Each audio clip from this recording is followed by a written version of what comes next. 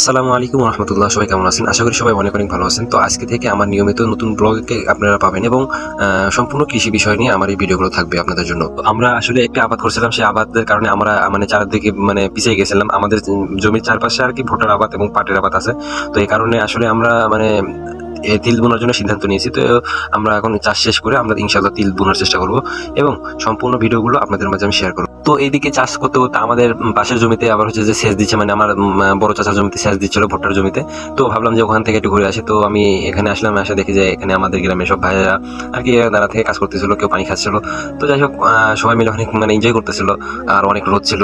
তো আল্লাহর রহমতে আর কি রোদের পাশাপাশি একটু বাতাস হচ্ছিল। আমার মানে অনেক মানে খারাপ লাগতেছিল যে এত রোদের ভিতরে আমার জমি যারা চাষ করতেছিল তাদের দিকেও তাকাতে আমার অনেক খারাপ লাগতেছিল। আর এত পরিমাণ ঘাস ছিল আমার জমিতে, যা বলার মতন না।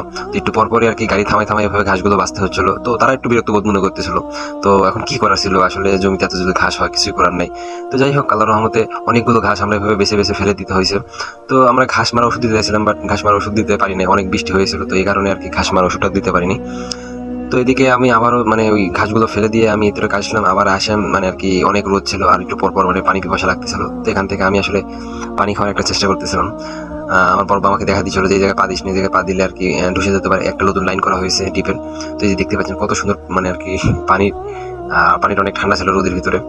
তো যাই হোক সব মিলে আলহামদুলিল্লাহ ভালোই ছিল। আর আমার নতুন ফার্স্ট ভিডিও আমি আপনাদের মাঝে কন্টিনিউ করার চেষ্টা করবো। তো সবাই ভালো থাকবেন এবং আমার জন্য দোয়া করবেন। আসসালামু আলাইকুম রহমতুল্লাহ।